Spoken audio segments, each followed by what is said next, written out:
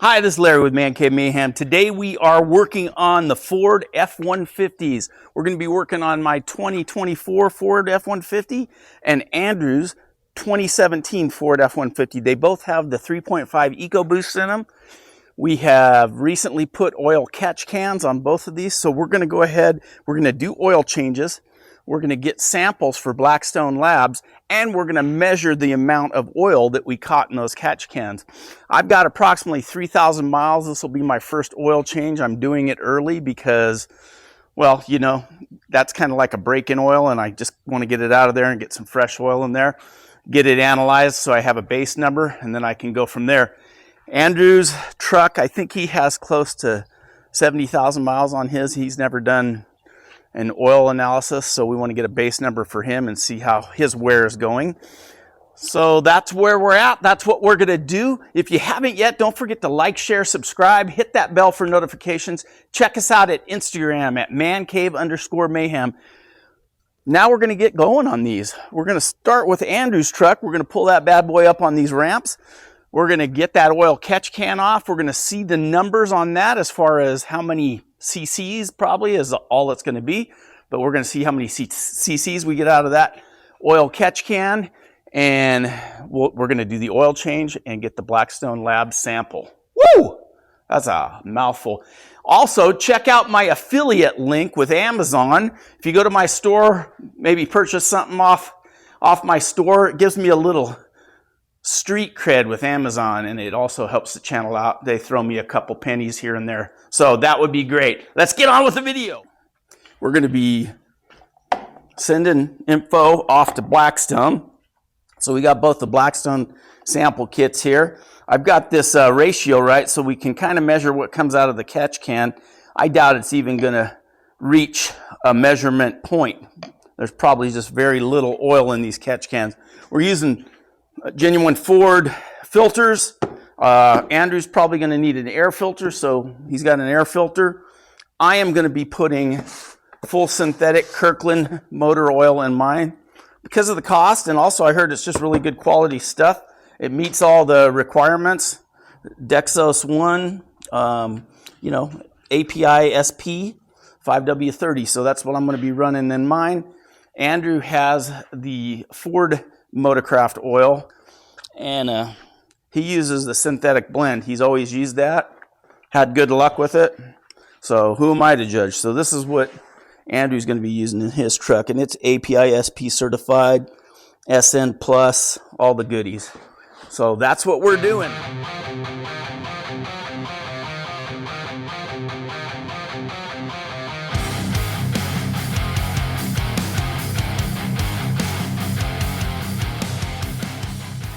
How many miles you got on this thing? 74,681.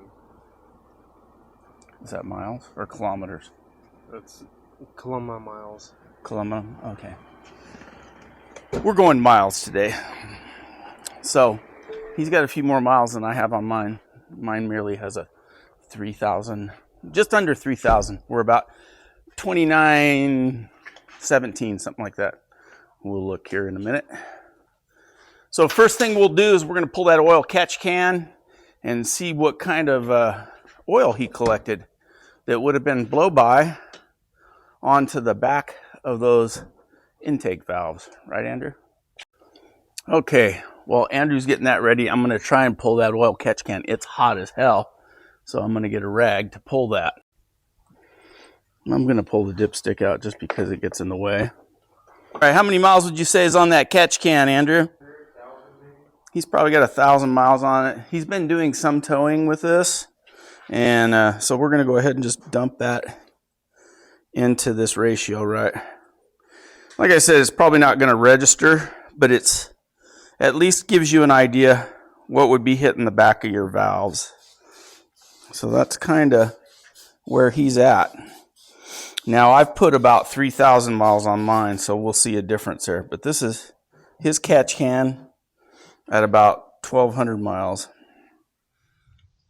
We realize the better way to pull samples is from the top, but we don't want to mess with that. Oh, he's got a river going. See if you can get a sample of that. You gonna be able to? Wow, that's a freaking ocean. Where's the sample cup at? Over there. You got it? I'll get it. There you go. Wow. Do it while it's cold. Here's what they look like. Nasty, nasty, messy. My truck's up to bat, and I have 2,920 miles on this truck here. And so we're going to do, this is its first oil change. We're going to start off with the oil catch can. We're going to do the same thing. We're going to pull the dipstick, and we'll put it in that ratio right and find out what exactly oil, how much oil we've been using. Thank you, Andrew. He's angry. He doesn't like me too much. Anyhow, so we're going to set that there. And of course, this is warm again, but we're going to pull this catch can off. See what we've caught after 3,000 miles. We've been doing a lot of traveling in this truck, so a couple trips to Arizona, a lot of towing. So let's see what we end up with. Oh, have you been traveling? Oh, we got quite a bit, actually quite a bit more than Andrew has, I think. Have we been traveling? Yeah, he's worthless. Let's see what we got. The new truck getting driven? Yeah, it's close to about the same, I would say. I don't know. We'll see. Your engine's going to blow up. That's oil that would have been in on the back of the valve, so I'm happy that that's not on the back of the valves. All right, I guess there's a CSI investigation going on in this area here, so I'm going to go ahead and do my oil change off the ramps over here. Hopefully it won't be a shower scenario like his. I'm going in. All right, well, there's the drain plug for this, and it looks like it's got definitely a oil everywhere potential like Andrew's. So we're going to try and figure out a way to get this off without showering everything with oil. It is an aluminum pan, which is nicer. Look, let's look under my truck and see how much oil was spilled. I just want to see. I'm just curious. Oh, nothing's been spilled. Huh. I guess that's how you do an oil change. The difference between a youngster and an old man. You just don't get oil everywhere. Tried to tell him. That thing's like brand new. There's no way. You're just trying to use my brand new air filter. Oh yeah, it's dirty. It's super dirty. Throw that thing in the dumpster. Put a fresh brand new Moto Craft. That's the wrong one. Darn.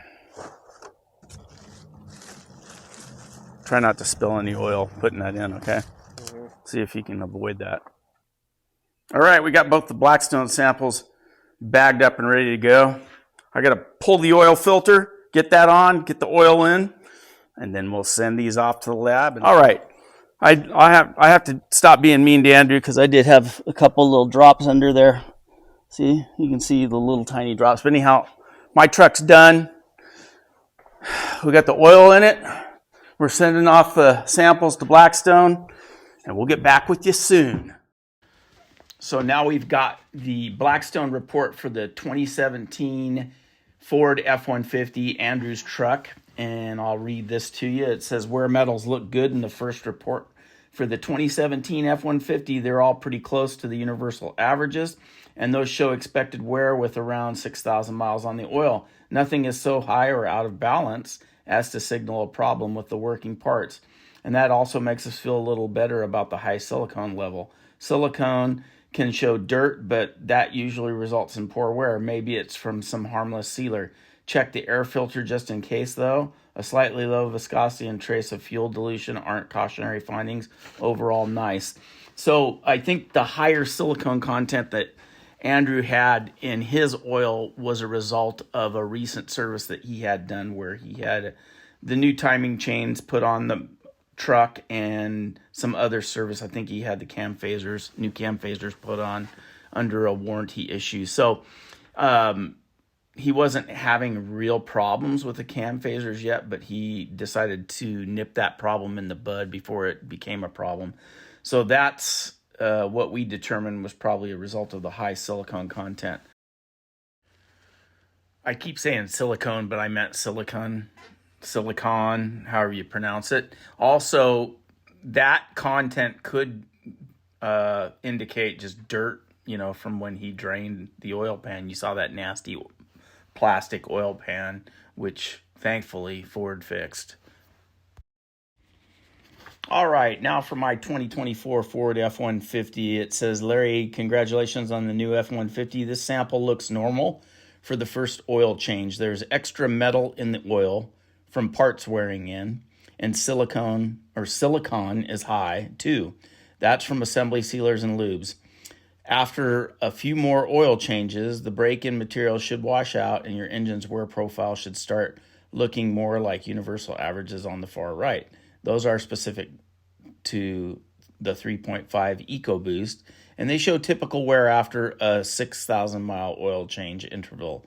A low viscosity is harmless and no fuel, coolant, or moisture was found. So far, so good. So that's the extent of my oil report, and basically I got that just so I could get a baseline, and then probably, 2 or 3, maybe 4 more oil changes, I'll get another report done. So here's what happened to mine. As you can see, it's cracking. No bueno. You don't want this thing not sealed. Cracking there. And pretty much anywhere there's a fitting, there's cracking. So, and the oil was leaking out of here where the O-ring is, which is no bueno. It was kind of making a mess. So I took that off. It's only been a couple months. Might have just been bad hose and a bad O-ring, but that's why I took it off. All right, here's the update on my oil catch can. I chose to keep mine on. I haven't seen any cracking on my hoses, or leaking for that matter on mine. So I think the reality of it is these are, obviously they're made in China, so you're gonna get poor quality control. If you do get these, which heck, they're priced at under $40. So for the price, you get the fittings, the Ford specific fittings. And like I said, they're priced under $40. You can always replace the hose on these. I think that's what Andrew's gonna do with his eventually and remount his. His was mounted kind of funky. Mine's kind of funkily mounted, but it still works and it's in a better location. So I think you have to just keep that in mind if you're going to purchase a less expensive oil catch can. I think they do work.